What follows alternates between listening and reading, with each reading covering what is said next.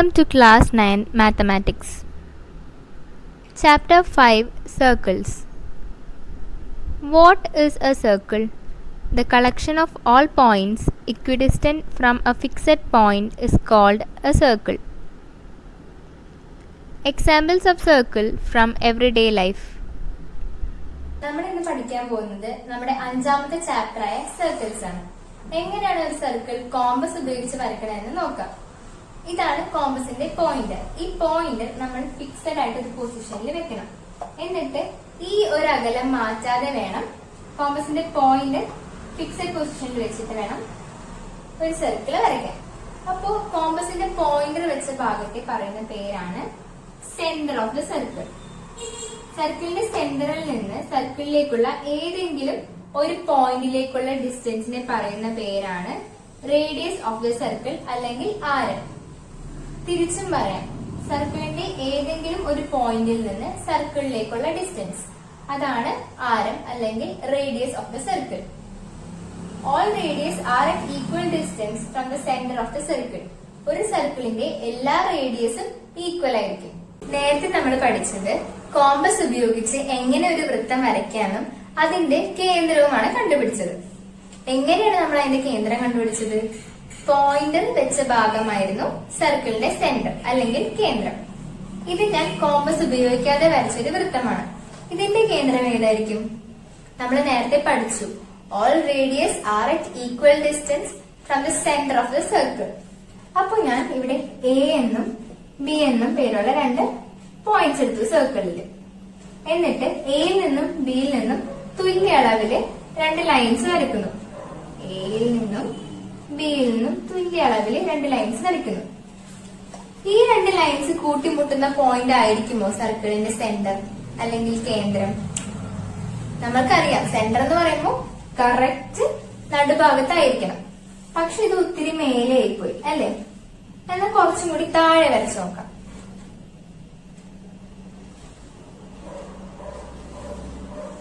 ഇതായിരിക്കുമോ? ഈ രണ്ട് lines കൂട്ടിമുട്ടുന്ന point ആയിരിക്കുമോ സെന്റർ? നമുക്ക് കറക്റ്റ് ആയിട്ട് ഒരു സെന്റർ കണ്ടുപിടിക്കാൻ പറ്റുന്നില്ല അല്ലെ? അപ്പൊ ഞാൻ ഇതിന് പേര് കൊടുക്കുക, സിയും ഡിയും എന്നുള്ള പേര് കൊടുക്കാം. എന്നിട്ട് ഈ എയും ബിയും ഒന്ന് ജോയിൻ ചെയ്ത് നോക്കുകയാണ്. എയും ബിയും ഒന്ന് ജോയിൻ ചെയ്യാം. അപ്പൊ നമ്മൾക്ക് എന്താ കിട്ടിയത്? രണ്ട് ത്രികോണങ്ങൾ കിട്ടി അല്ലെ? ഇതുപോലെ എത്ര ത്രികോണങ്ങൾ വേണമെങ്കിൽ നമ്മൾക്ക് വരയ്ക്കാം. പക്ഷെ അതൊന്നും കറക്റ്റ് സെന്റർ തരുമെന്ന് നമുക്ക് ഉറപ്പ് പറയാൻ പറ്റില്ല. അപ്പോ ഈ രണ്ട് ട്രയാങ്കിൾസിനും എന്തൊക്കെയോ ഒരു പ്രത്യേകതയുണ്ട് അല്ലെ? നോക്കാം എന്താണ്. നമ്മൾ നേരത്തെ പറഞ്ഞു എ സിയും ബി സിയും ഈക്വൽ ആണെന്ന്. A C equal to B C ആണ്. അതുപോലെ തന്നെ A D equal to B ഡിയും ആണ്.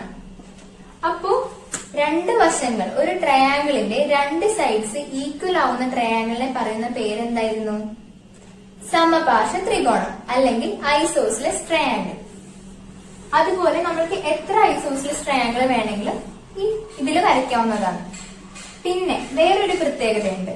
ഈ രണ്ട് ട്രയാങ്കിളിന്റെയും പാദമായ എ ബി കോമൺ ആണ്.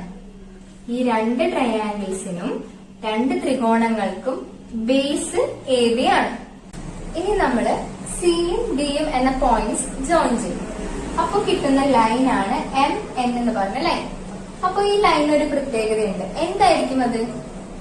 എ ബിയുടെ മിഡ് പോയിന്റിൽ കൂടെയാണ് എം എൻ പറയുന്ന ലൈൻ പാസ് ചെയ്യുന്നത്. ഈ എം എൻ എന്ന് പറഞ്ഞ ലൈനിൽ തന്നെയാണ് നമ്മുടെ സിയും ഡിയും.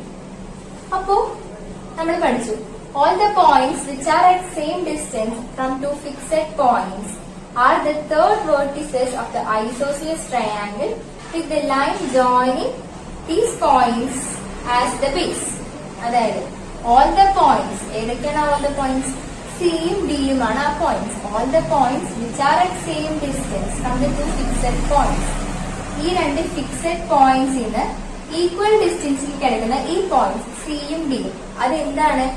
ഈ ഐസോസിലസ് ട്രയാങ്കിൾസിന്റെ എല്ലാം തേർഡ് വേർട്ടിസസ് ആണ് ഈ രണ്ട് പോയിന്റ്സ്. ഇതുപോലെ എത്ര പോയിന്റ്സ് വേണമെങ്കിലും വരയ്ക്കാമെന്ന് നമ്മൾ പറഞ്ഞു. അതായത് എത്ര ഐസോസിലസ് ട്രയാങ്കിൾസ് വേണമെങ്കിലും വരയ്ക്കാം.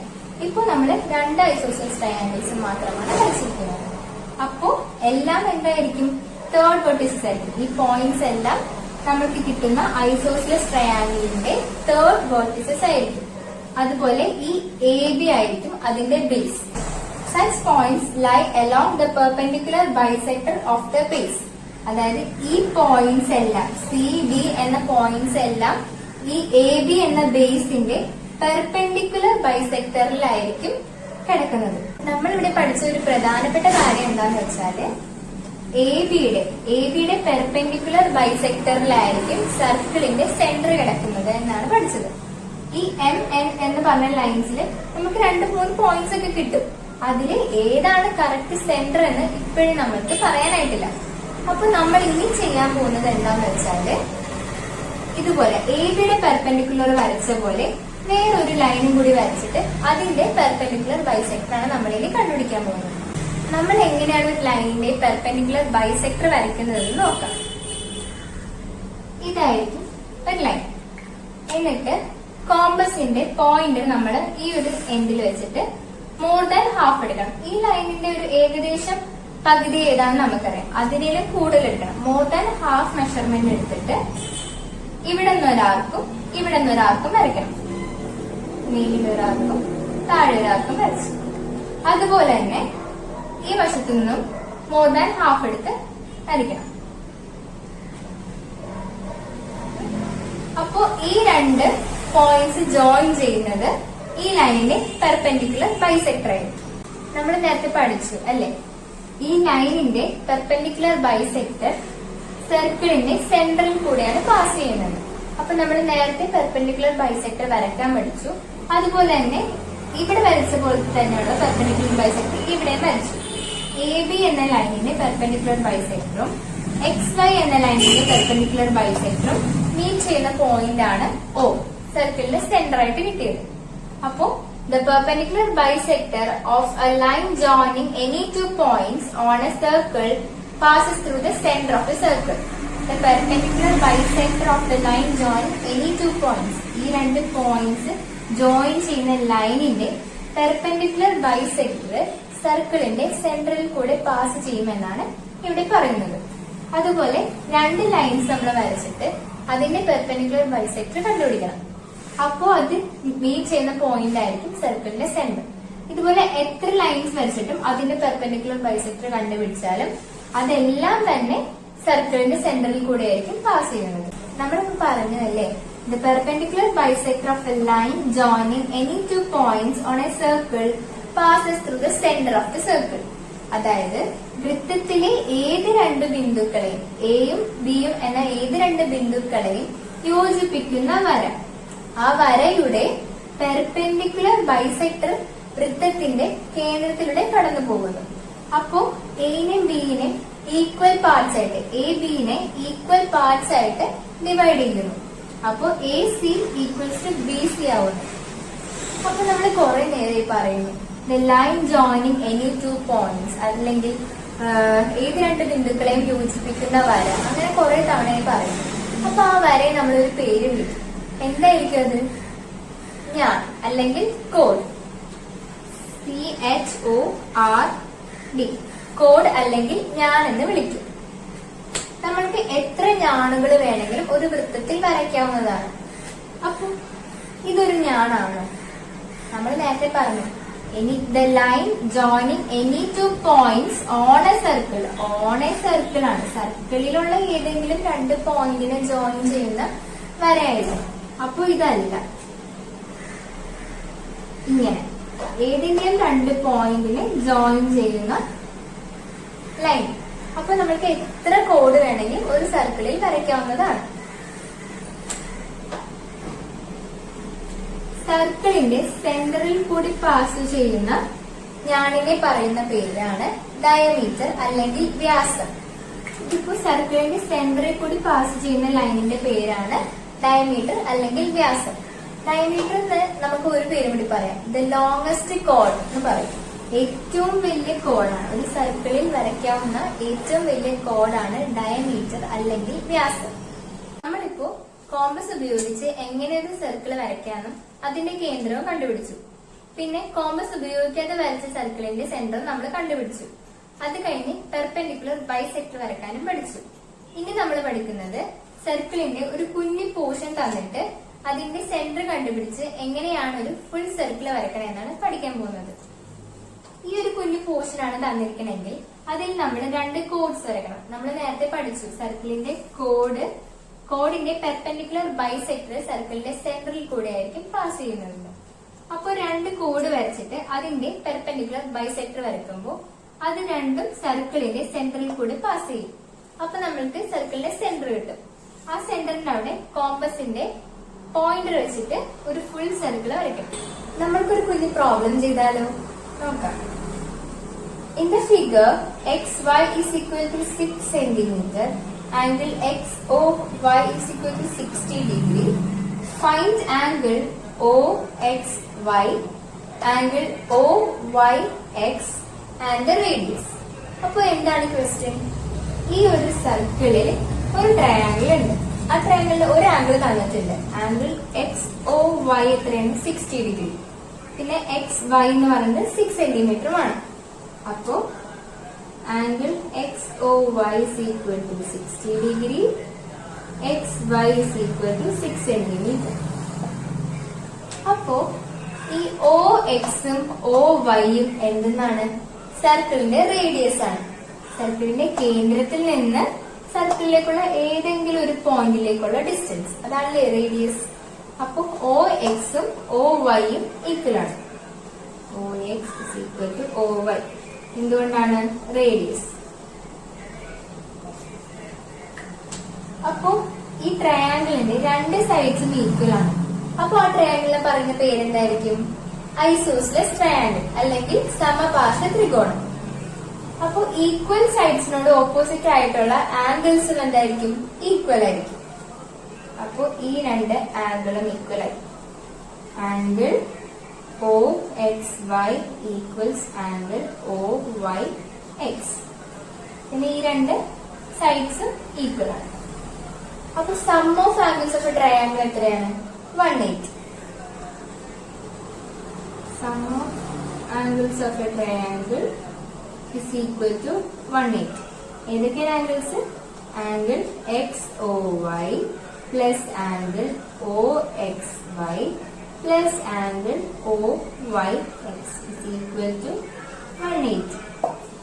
ഈ 3 ആംഗിൾസും സം ചെയ്യുമ്പോൾ കിട്ടുന്നത് 180 ഡിഗ്രിയാണ്. അപ്പോൾ ആംഗിൾ XOY എത്രയാണ്? 60 ഡിഗ്രി പ്ലസ് ഈ 2 ആംഗിൾ ഈക്വൽ ആണ് നമ്മൾ പറഞ്ഞത് അല്ലേ? അപ്പോ 2 angle OXY equals 180.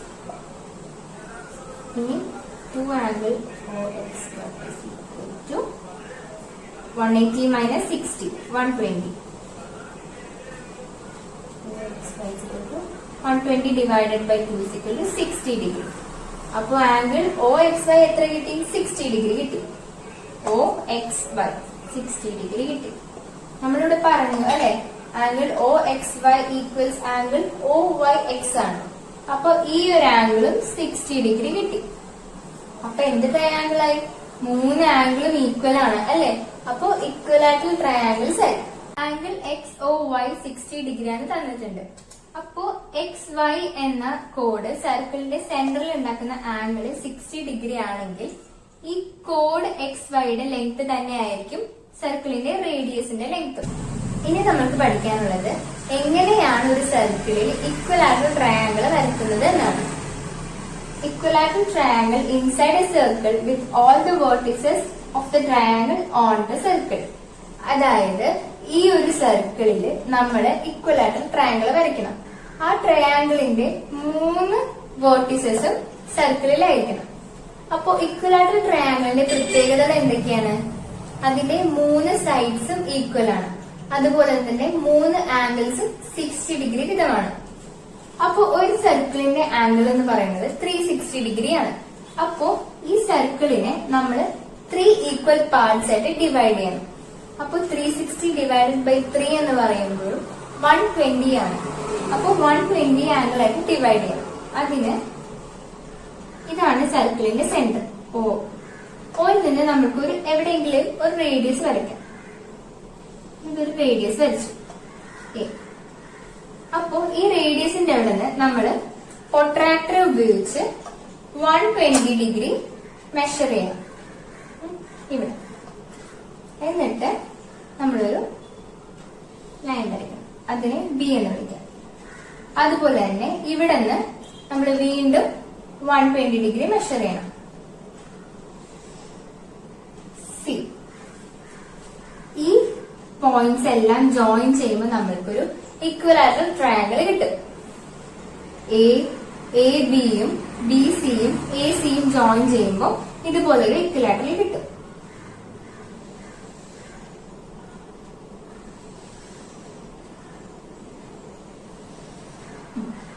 അപ്പോ ഈ ഒരു ആംഗിള് 120 ഡിഗ്രി ആകും, ഈ ഒരു ആംഗിള് 120 ഡിഗ്രി ആകും, ഈ ഒരു ആംഗിളും 120 ഡിഗ്രി ആകും. നമ്മൾ എങ്ങനെയാണ് ഒരു സർക്കിളിൽ ഇക്വലാറ്ററൽ ട്രയാങ്കിൾ വരക്കണമെന്ന് പഠിച്ചു. ഇനി ഒരു ഇക്വലാറ്ററൽ ട്രയാങ്കിൾ കൂടി എങ്ങനെ വരക്കുമെന്ന് നോക്കാം. ഇതാണ് നമ്മൾ വരച്ച ഇക്വലാറ്ററൽ ട്രയാങ്കിൾ. ഇനി ഇതാണ് സർക്കിളിന്റെ സെന്റർ. നമ്മൾക്കറിയാല്ലേ, സർക്കിളിന്റെ സെന്ററിൽ നിന്ന് എ ബി എന്ന കോഡിലേക്ക് ഒരു പെർപെൻഡിക്കുലർ ബൈസെക്ടർ വരച്ചാല് ആ പെർപെൻഡിക്കുലർ ബൈസെക്ടർ എ ബിനെ 2 ഈക്വൽ പാർട്സ് ആയിട്ട് ഡിവൈഡ് ചെയ്യും. ഡി എന്ന് കൊടുക്കാം. ഇനി ഈ പെർപെൻഡിക്കുലർ ബൈസെക്ടർ ഞാൻ പി എന്നൊരു പോയിന്റിലേക്ക് എക്സ്റ്റെൻഡ് ചെയ്യണേ. ഇനി ഒ എയും ഒ ബിയും ജോയിൻ ചെയ്യാം. ഒ എയും ഒ ബിയും ജോയിൻ ചെയ്യാം. അപ്പൊ എന്താണ്, ഈ ഒ എയും ഒ ബിയും ഈ സർക്കിളിന്റെ റേഡിയസ് ആണ്. അപ്പൊ ഈ രണ്ട് സൈഡ്സും ഈക്വൽ ആയി. അപ്പൊ നമ്മൾക്കറിയാം ഈ ആംഗിള് എ ഒ ബി എന്ന് പറഞ്ഞ ആംഗിള് നേരത്തെ നമ്മൾ മെഷർ ചെയ്തു 120 ഡിഗ്രി ആണ്. അപ്പോ ഇത് ഡിവൈഡ് ചെയ്യുമ്പോൾ ഈ ഒരു ആംഗിള് എ ഒ ഡി എന്ന് പറയുന്ന ആംഗിള് 60യും ഡി ഒ ബി എന്ന് പറയുന്ന ആംഗിൾ 60 കിട്ടും. 60 പ്ലസ് 60 ഈ ഒരു ആംഗിൾ 120 ആകും. അപ്പോൾ നമ്മുടെ എ ഒ ബി എന്ന് പറഞ്ഞ ട്രയാംഗിള് ഐസോസിയസ് ട്രയാംഗിൾ ആയി. ഇനി നമ്മൾ എ പി ജോയിൻ ചെയ്യും.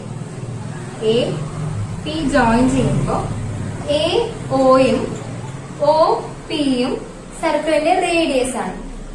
എ ഒയും ഒ പിയും സർക്കിളിന്റെ റേഡിയസ് ആണ്. അപ്പോ ഈ ഒരു ട്രയാംഗിളും ഐസോസിയസ് ട്രയാംഗിൾ ആയി. അപ്പോ ഈക്വൽ സൈഡ്സിനോട് ഓപ്പോസിറ്റ് ആയിട്ടുള്ള ആംഗിൾസും ഈക്വൽ ആകും. ഈ ഒരു ആംഗിളും ഈ ഒരു ആംഗിളും ഈക്വൽ ആണ്. അപ്പോ ഈ ട്രയാംഗിൾ എ ഒ പി എന്ന ട്രയാംഗിളിന്റെ ആംഗിൾ സം എത്രയാണ്? 180. അപ്പൊ ഈ ഒരു ആംഗിൾ 60 ആണ് നമ്മൾക്ക് അറിയാം. അപ്പൊ 180 60 മൈനസ് ചെയ്യുമ്പോൾ 120 കിട്ടും. അപ്പൊ ഈ രണ്ട് ആംഗിളും ഈക്വൽ ആയതുകൊണ്ട് 120നെ നമ്മൾ 2 ആയിട്ട് ഡിവൈഡ് ചെയ്യുമ്പോൾ ഓരോ ആംഗിളും 60 ആയിട്ട് കിട്ടും. അപ്പൊ എന്തായി? ഈ എ ഒ പി എന്ന് പറയുന്ന ട്രയാംഗിള് ഇക്വലാറ്ററൽ ട്രയാംഗിൾ ആയി. ഇനി നമുക്ക് എക്സസൈസിലെ 6th ക്വസ്റ്റ്യൻ ചെയ്ത് നോക്കാം. എന്താ പ്രൂവ് ചെയ്യേണ്ടത്? Prove that angles made by 2 equal chords drawn from a point on a circle is bisected by the diameter through that point. അപ്പൊ നമ്മൾക്ക് പ്രൂവ് ചെയ്യേണ്ടത് ആംഗിൾ സി എ ഒയും ആംഗിൾ ഡി എ ഒയും equal ആണെന്നാണ്. To prove angle C A O equals angle D A O ആണ്. അപ്പോ A B ആണ് ഈ സർക്കിളിന്റെ ഡയമീറ്റർ, ഒ ആണ് സർക്കിളിന്റെ സെന്റർ. നമ്മൾക്ക് എ സി ഒ എന്ന് പറഞ്ഞ ട്രയാംഗിളും എ ഡി ഒ എന്ന് പറഞ്ഞ ട്രയാംഗിളും കമ്പയർ ചെയ്യാം. Considering triangle A C O and triangle A D O, അതില് A C equals to A D ആണ്. എന്തുകൊണ്ടാണ്? ഈക്വൽ കോഡ്സ് തന്നിട്ടുണ്ട്. A C is equal to A D, equal chords. അതുപോലെ C O equals to D O ആണ്. എന്തുകൊണ്ടാണ്? Radius ആണ്. C O equals D O, radius. അതുപോലെ A O common ആണ്. A O is equal to A O, common ആയതുകൊണ്ട്. അപ്പോ ഈ രണ്ട് ട്രയാംഗിൾസും തമ്മിൽ ഈക്വൽ ആണ്. Triangle A C O equals to triangle A D O ആയി. അപ്പോ എല്ലാ സൈഡ്സും ഈക്വൽ ആണ്. ട്രയാംഗിളിന്റെ ഈക്വൽ സൈഡ്സിനോട് ഓപ്പോസിറ്റ് ആയിട്ടുള്ള ആംഗിൾസും ഈക്വൽ ആണ്. അപ്പോ angle CAO equals to angle DAO. അതായത് ഈ രണ്ട് ആംഗിൾസും ഈക്വൽ ആണ്.